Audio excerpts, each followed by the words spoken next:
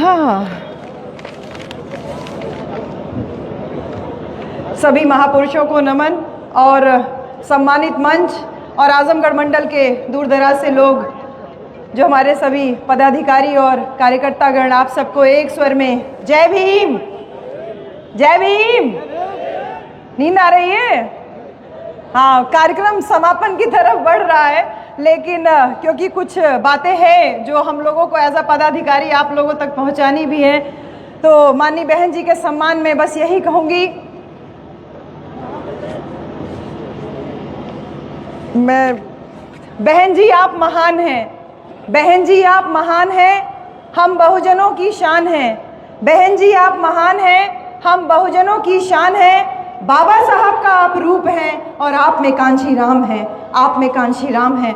ऐसी सम्मानित हमारी परम आदरणीय बहन जी के जन्मदिन के अवसर पर आप सब लोगों को ढेर सारी बधाई। लेकिन हाँ, जिनकी जन्मदिन मनाने के लिए हम यहाँ इकट्ठा हुए हैं, जितने वक्ता थे और जितने लोग दिख रहे हैं, बहुत सारी औरतें भी यहाँ पर आई हुई थी। आप एक बार सोचिए कि कितनी बेटियां ऐसी होती हैं जिनका जन्मदिन लोग मनाते हैं, और वो भी इतनी शिद्दत से मनाते हैं।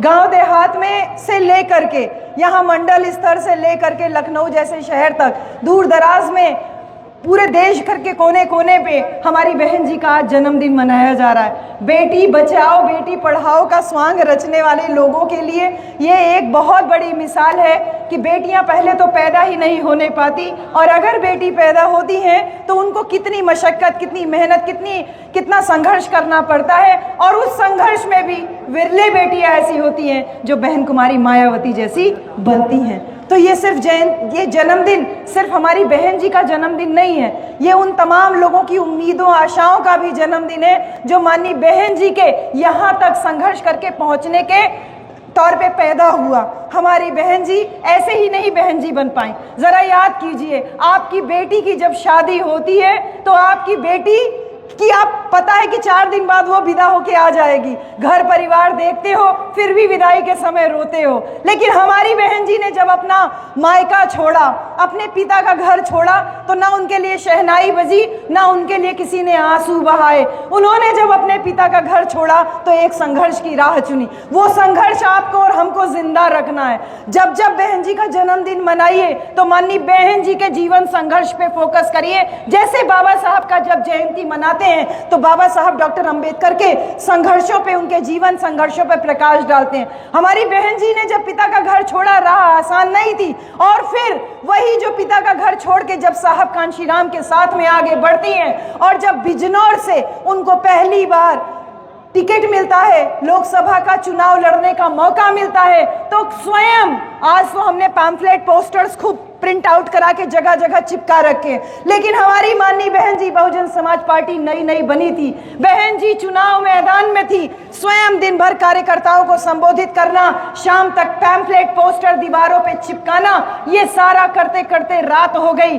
रात में लाइट भी अब तो बहुत सारा यहाँ व्यवस्था हो जाए हैलोजन का, बहन जी एक लालटेन की लाइट में एक पेपर पे कुछ लिख रही थी। तमाम कार्यकर्ता लोग इस बात के गवाह थे कि बहन जी से पूछ रहे हैं कि क्या लिख रही हैं आप, तो उन्होंने कहा दिन पूरा बीत गया, मैं कुछ पढ़ नहीं पाई, कुछ लिख नहीं पाई, लेकिन कल बिजनौर से मेरा चुनावी सभा है और उस चुनावी सभा में मुझे बोलने के लिए अपना भाषण तैयार करना है। और जो भाषण हमारी माननीय बहन जी ने रात के 3 बजे तक जब लिखा, तो वो लिखा तो किस तरीके से लिखा, एक साधारण सी स्त्री का एक असाधारण सा संकल्प था जो बहन जी ने तैयार किया।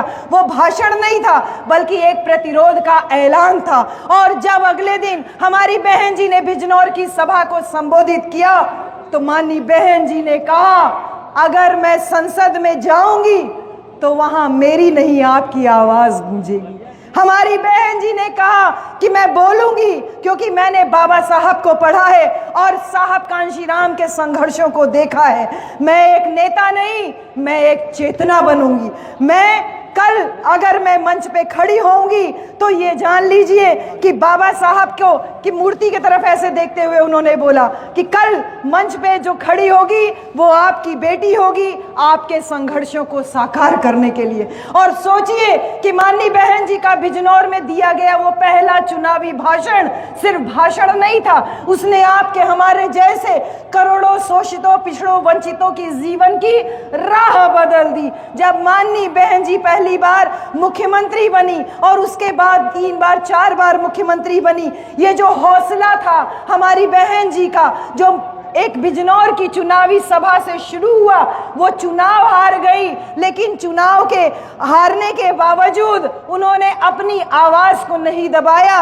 अरे जब हौसला बना लिया ऊंची उड़ान का, जब हौसला बना लिया ऊंची उड़ान का, फिर देखना फिजूल है कद आसमान का, फिर देखना फिजूल कद है आसमान का। ऐसी बहन जी मुख्यमंत्री बनती हैं, और जब पहली बार मुख्यमंत्री बनती हैं, ये आपको हमको अपने गांव की मीटिंग्स में ये सारी बातें लगातार दोहराते रहने की जरूरत है। जब पहली बार सीएम के पद पे बहन जी पहुंचती हैं और सीएम की शपथ लेने के बाद जब वो मंच पे ऐसे खड़े होती हैं, तो तमाम लोग थे जो उस बात के गवाह थे, तमाम न्यायाधीश थे, राज्यपाल थे, तमाम पूर्व मंत्री, विधायक, तमाम लोग थे, और सबने सोचा कि एक औपचारिकता रूप में बहन जी बोलेंगी।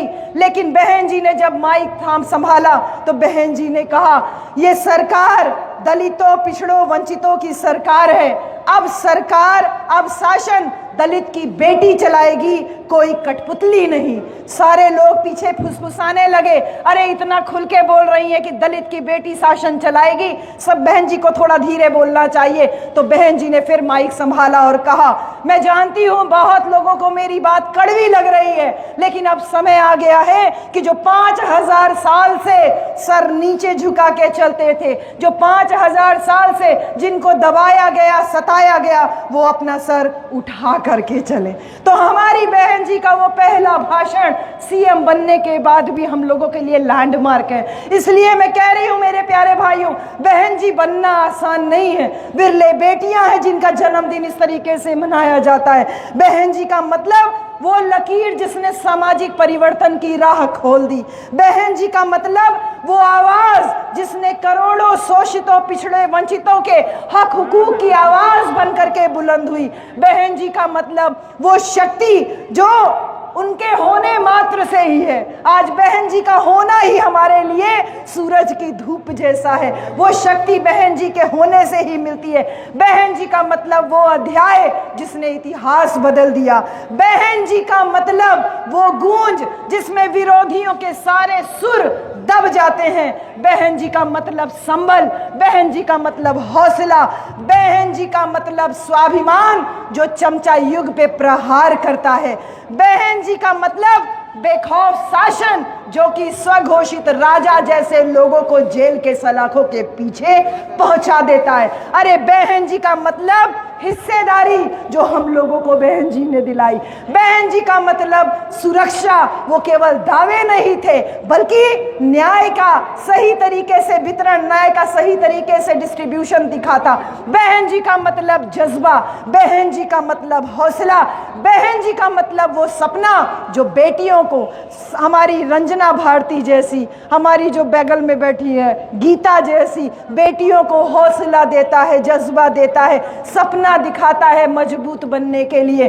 बहन जी का मतलब वो मिसाल जिनका कोई काट नहीं है। बहन जी का मतलब एक ऐसी इमेज जो दलित लोगों को हाथ जोड़ करके दूसरे के सामने खड़े रहने से निकाल करके एक कड़क, हाई प्रोफाइल, स्मार्ट इमेज में तब्दील करती है। जैसे लोग हम लोगों को सूटेड बूटेड देखते हैं, और जब जाति का पता चलता है तो मुंह से एक ही शब्द निकलता है, देखने में तो नहीं लगते, तो देखने में नहीं लगते। एक ऐसी इमेज जो हाथ बांध के खड़ा रहे, गंदा रहे, वहां से निकाल करके एक हाई प्रोफाइल स्मार्ट लुक तक लेके आई। बहन जी का मतलब एक ऐसी ताकत जो गरीबों की बस्तियों में तमाम पुलिस अधिकारियों को, तमाम प्रशासनिक अधिकारियों को माइक लगी गाड़ियां लेकर के दौड़ा दिया था। बहन जी का मतलब वो पहचान जो बहुजन महापुरुषों के इतिहास को जिंदा कर दिया। बहन जी का मतलब वो जवाब जो उनके संघर्ष से हम सब लोगों को मिलता है और हम विरोधियों को जवाब देने के लिए तैयार रहते हैं। ऐसी बहन को खत्म करने के लिए, ऐसी बहन को नीचा दिखाने के लिए साम दाम दंड भेद सारी पॉलिटिकल पार्टियां, सारे मीडिया हाउसेस दूसरे के पीछे नहीं, सिर्फ बहन जी के पीछे लगे रहते हैं। तो उसी बहन जी के लिए हम लोग कहते हैं, अरे ए बहना तू सलामत रहे, तूने शेर के बच्चे पाले हैं। अरे दो चार हुए गद्दार तो क्या, करोड़ों तेरे रखवाले हैं, करोड़ों तेरे रखवाले हैं। आज माननीय बहन जी के जन्मदिन के अवसर पर आप सबको ढेर सारी मंगल कामना देते हुए सिर्फ यही कहूंगी कि सदियों तक रहे रोशन, मेरी बहन जी के सम्मान के लिए ये बातें हैं। सदियों तक रहे रोशन तुम्हारे त्याग की गाथा, तुम्हें सिरमौर अपना, हम तुम्हें अपनी देवी बनाए हैं। हजारों साल लंबी हो उम्र और ये निगहबानी, हजारों साल लंबी हो उम्र और ये निगहबानी। बहन जी के जन्मदिन पर अपनी यही दुआएं हैं, अपनी यही दुआएं हैं। इन्हीं सारी बातों के साथ में पुनः पूरे मंडल के सभी पदाधिकारियों का आभार, विशेष आभार हमारे तीनों जिला अध्यक्षों का, जिनके कुशल पूरे एक तरीके से नेतृत्व के द्वारा ये पूरा कार्यक्रम संपादित हो रहा है। और हमारे आदरणीय मंच को पुनः बहुत सारा आभार। जय भीम, जय भारत, खुदा हाफिज।